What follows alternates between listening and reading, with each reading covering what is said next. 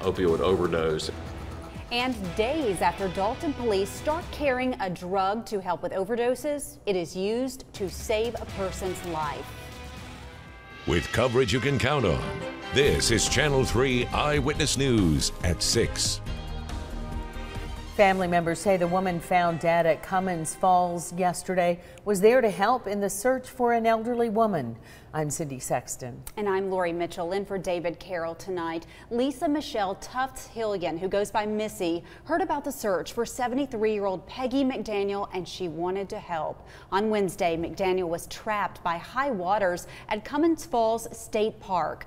Officials say the water rose 3 feet within 3 minutes. Tonight, our Kate Smith has more about the woman whose family says she died a hero. Search crews found Tufts-Hillian's body early yesterday morning. Her family tells Channel 3 they urged her to stay home because they thought the search would be too dangerous. But they say the 45-year-old lived for adventure. She was an outgoing person, very friendly, lively, full of life, and very enthusiastic person. There wasn't anything Missy Tufts-Hillian loved more than her 8-year-old son.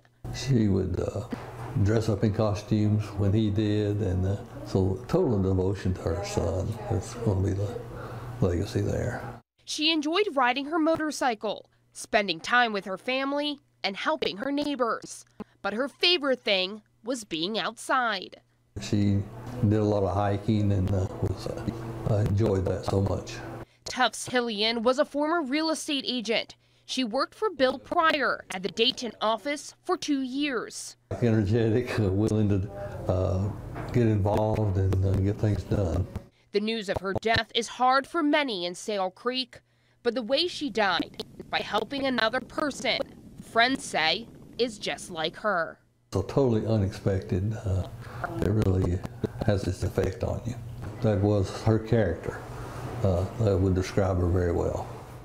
Tufts-Hillian's death is still under investigation. The search for the 73-year-old woman continues. In the studio, Kate Smith, Channel 3 Eyewitness News. Thank you, Kate. A vigil honoring an Etowah teen is bringing the community together. The TBI identified 18-year-old Kelsey Burnett as the person found dead in the residential area near Charles Street earlier this week. Those who knew the young woman described her as friendly, energetic, and always smiling. She recently graduated from McMinn Central High School. Friends and family will remember Kelsey at a vigil at North Etowah Baptist Church. Pastor Mark Wade says it may help them start the healing process. We all just want to come together because at a time like this, it's really just the community needs to rally around this family and just to do all we can to support them, to be there for them. The vigil starts at 8 o'clock tonight. The Knox County Medical Examiner's Office says Burnett's autopsy could take anywhere between 30 and 90 days. A final report should provide answers about how she died. We are learning new details tonight about the moments leading up to the deaths of 2 men off Shepherd's Road last month. Yesterday, Chattanooga police arrested William Wright and a juvenile in connection to the deaths of Thomas Holder and Rayshan Underwood. According to investigators, prior to the deaths, Holder posted on Facebook a picture of him flashing a large sum of money. Investigators say when they found Holder's body, his pockets were turned inside out. That money was not found on Holder when he was located. Hours before they were found dead, they are seen in surveillance video getting into a PT Cruiser with both suspects. Police credit the community members for being able to get the 2 people responsible in custody. The second engine of the plane that crashed in Murray County, killing 4 people on Saturday, was found today. Murray County Sheriff Gary Langford confirms the engine was found about 100 yards north of the crash site on Piney Hill Road. Sheriff Langford says a flight map helped deputies find the engine. The NTSB has been notified and is in the process of obtaining the engine now to study it. The engine was found in a wooded area with rough terrain. Funeral arrangements have been made for the 2 children who died in the plane crash. The services for Austin Day and Kinsley Wilson will be held tomorrow in Mississippi. We recently told you the Dalton Police Department started carrying Narcan, an overdose-reducing drug. Well, we've learned this week officers responded to their first possible overdose since being armed with Narcan. A spokesperson for the department says an officer was able to quickly recognize the signs of a possible heroin overdose, and a paramedic who was also called there administered the drug. Listen as he describes what happened next. The patient was barely breathing when paramedics were able to get to him, and in fairly short order, as soon as the Narcan was administered, the effects of the overdose were reversed, and he began breathing again normally and recovered consciousness and was able to speak to officers and paramedics and get transported to the hospital. Narcan doesn't actually save a person from an overdose. It reverses the effects and gives them a window of time to be taken to the hospital for treatment. And in this case, the people involved will not be charged because of Georgia's 911 medical amnesty law. That law grants immunity to people seeking medical help for themselves or someone else because of an overdose. A gas leak forced many downtown businesses to evacuate today. The Chattanooga Fire Department responded to the leak on 7th Street just after 11 this morning. The courts building and some nearby businesses were evacuated as a precaution. Officials with the fire department say a construction crew apparently broke a gas line. The leak was shut off shortly afterwards. Technicians with the gas company are making repairs to the line, and folks were able to return to work. 7th Street will stay closed between Cherry and Market until the gas line is repaired. A Northwest Georgia community is coming together to help a Walker County teacher who is battling cancer. Amanda Lanier is a teacher at Lafayette High School. She was diagnosed with stage 4 colon cancer in January of 2016.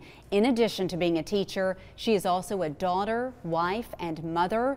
A benefit concert will be held Saturday, July 15th from 2 p.m. until 5 p.m. at the Walker County Civic Center.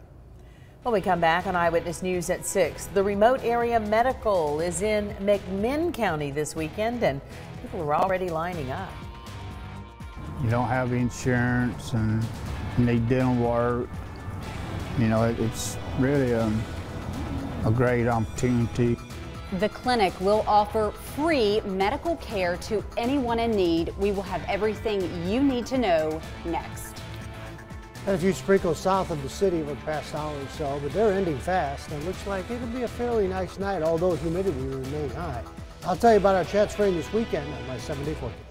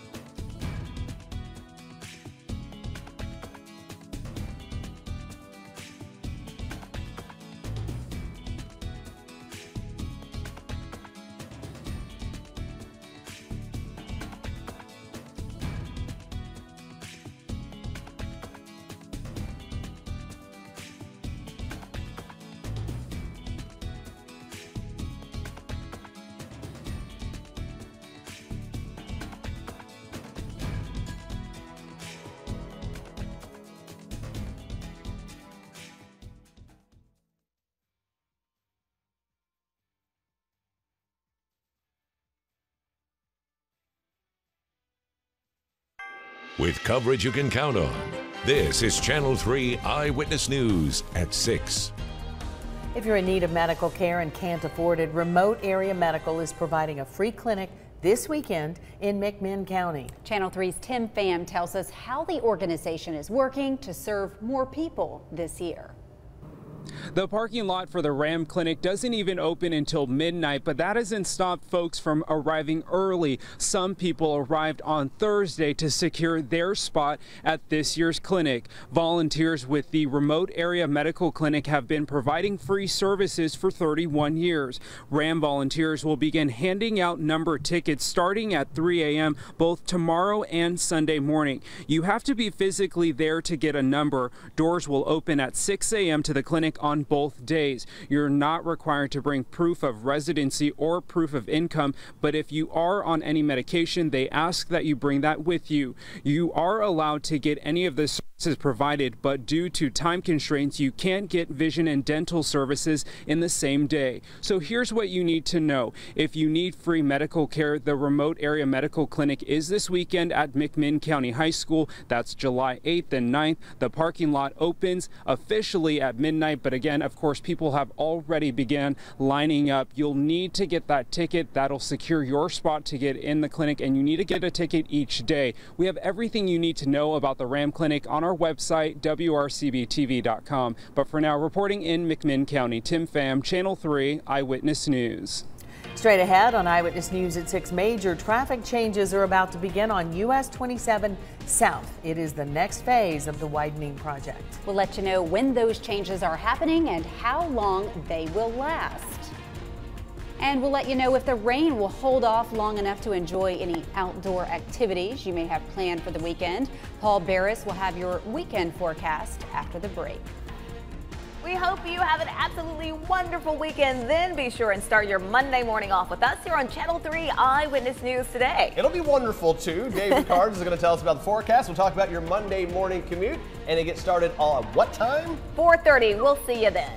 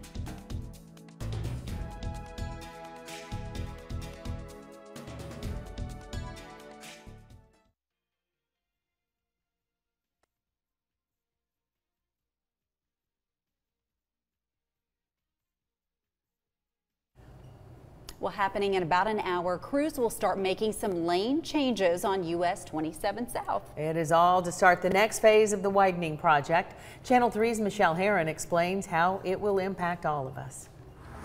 This shift will have the biggest impact on drivers merging on to 27 South from 4th Street and Martin Luther King Boulevard. That's because drivers will have to yield to traffic instead of merging on 27 South.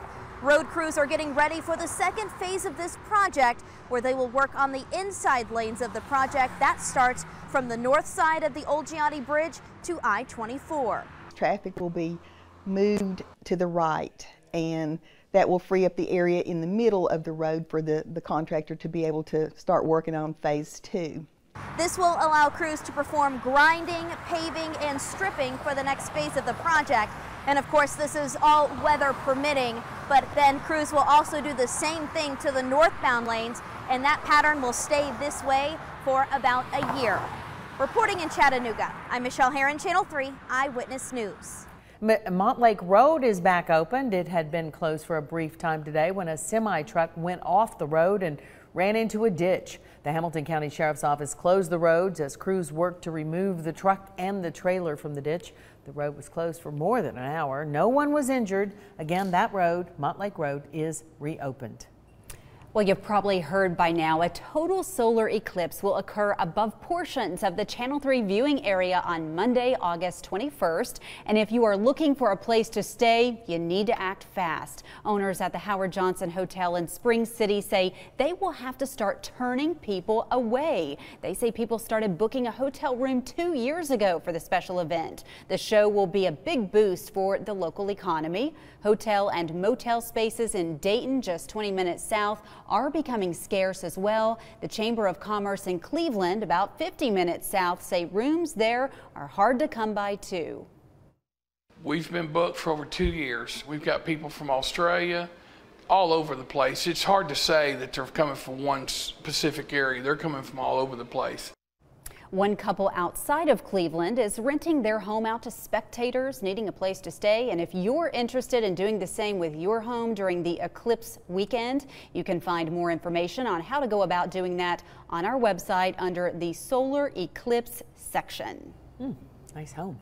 Tonight, we have our regular nightfall road closures to tell you about. Those are near Market 10th to 8th Street and Broad to Georgia. Tonight, the show is Sean Mullins and the Mailboxes.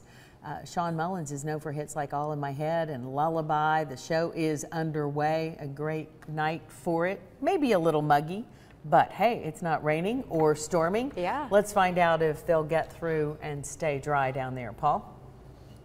No rain for tonight. As a matter of fact, clouds are breaking apart over the ridge as the heating is going away slowly but surely on our Holiday Inn downtown cam. All the showers and storms are from Atlanta on southward and off to the north up along the Ohio River Valley, just north of the Ohio River. They've had tennis ball size to golf ball size hail in Indiana.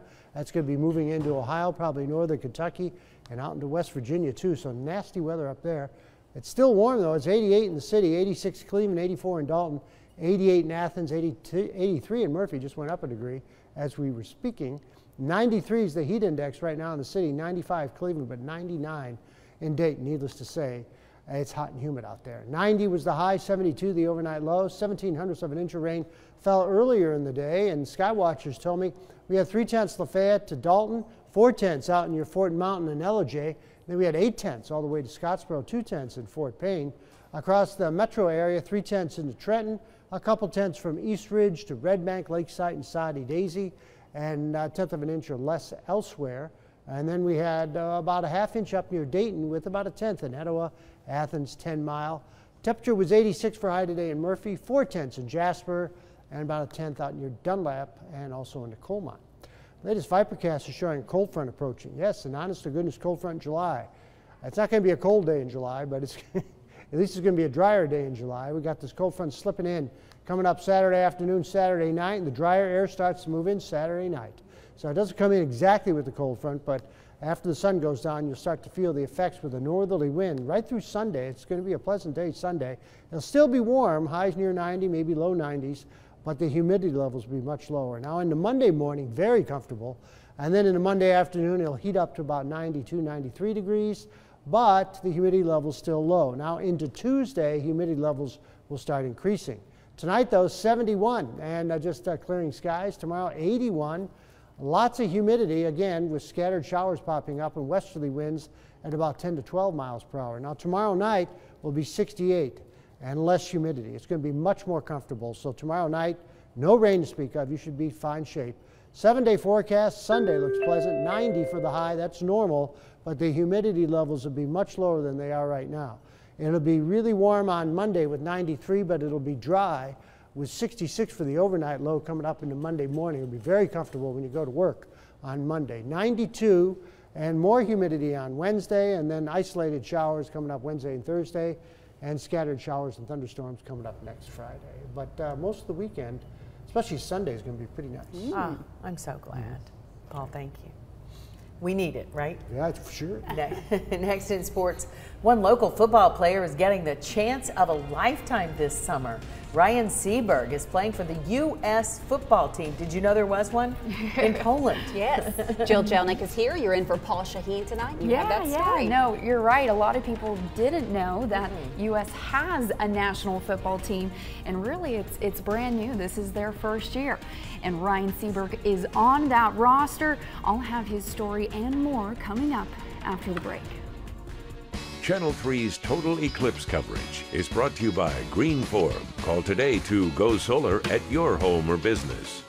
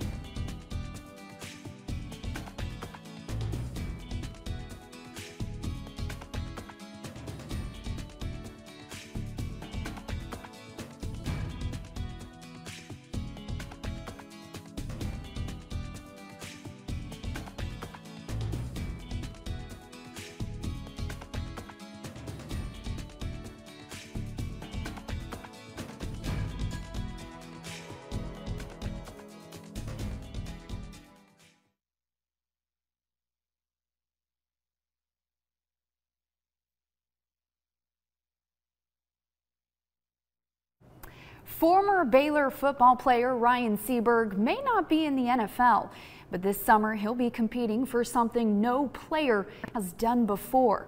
American football is making its debut in the World Games this year, and Seaberg made the cut for USA's first ever football team.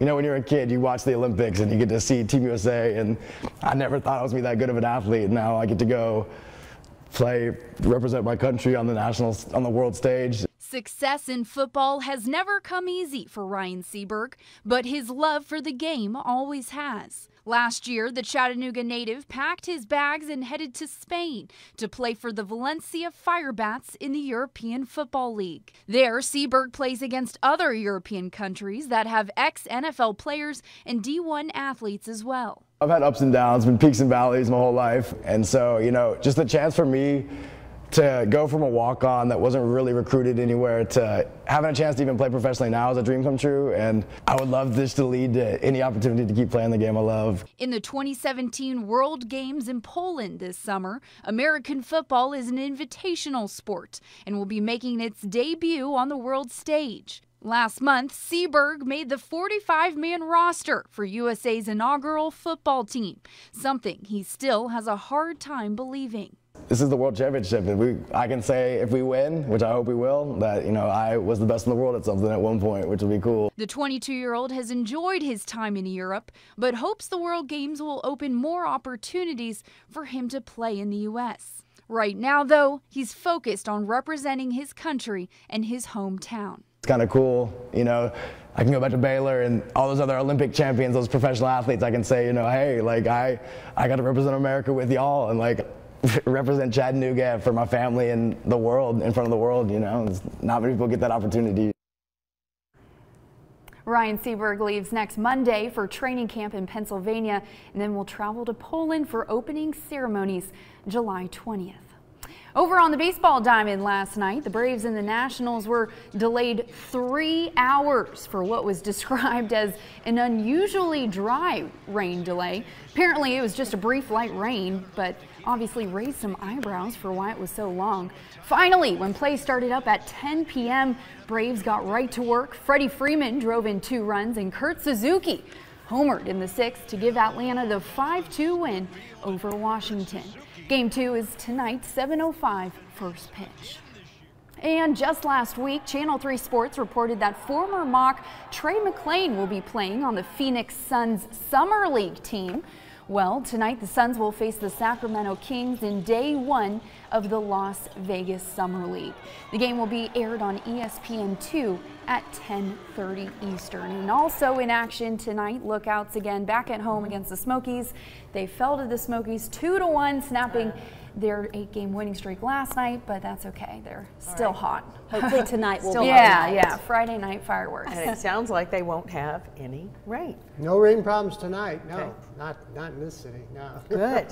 Things are looking pretty good right now. Temperatures at about 88 degrees, and for your 9 o'clock should be about 81, and coming up by midnight should be about 77. The skies will be clearing off nicely. Should be a very pleasant night to go out. It's going to be a little warm, a little humid though. Tomorrow night things will be starting to get better, but we will see some showers again popping up for tomorrow. About a 30% chance. I think in the North Georgia and especially east of the city, maybe a 40% chance with 88 for the high.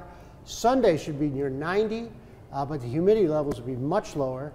Very pleasant Monday morning at 66, 93 for the high on Monday, and that's warm, but the humidity level is still low. Now on Tuesday, the humidity levels will start climbing again, 92. Isolated showers popping up on Wednesday and Thursday with high humidity again. And then by Friday, some more scattered showers and storms, something that we're pretty used to. Yeah, we are. We're used to that. And we're used to fireworks. So what, tonight? Fireworks again after Friday the night fireworks, yeah. Good. All Hopefully right. celebrate and win. Yes. Yeah, let's hope so. And Ryan Seaberg, keep us posted on him. Yeah, we will. Obviously, when that game comes up end of this month, we'll keep you guys updated. Great story. And thank you for joining us for Eyewitness News at 6. We were glad you're with us. It was nice to sit here with you guys. You were here with us. Everyone have a great weekend. Looks like we have some great weather tonight. Start to do something about us outnumbered.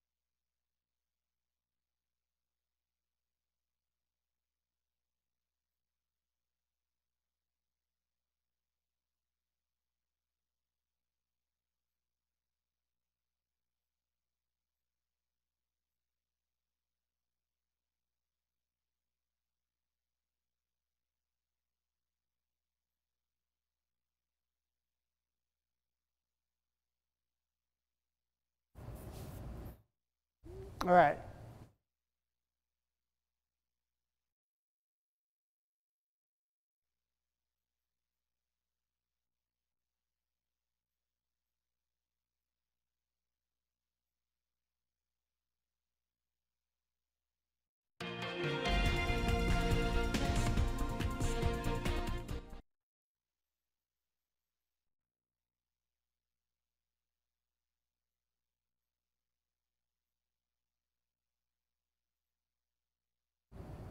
Mic check, Cindy. 1 2 1 2 1 2. Hello. Mic check, Paul. Yes, I'm still here.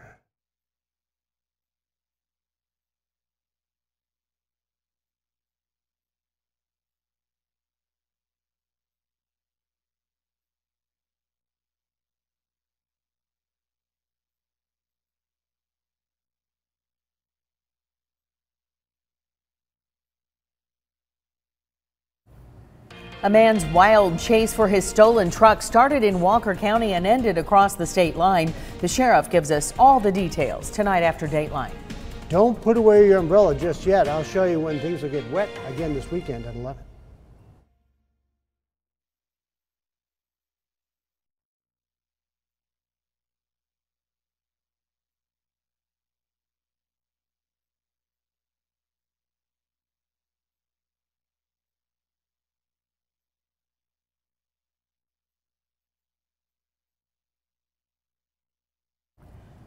The Etowah community honors the teen who was found dead this week at 11.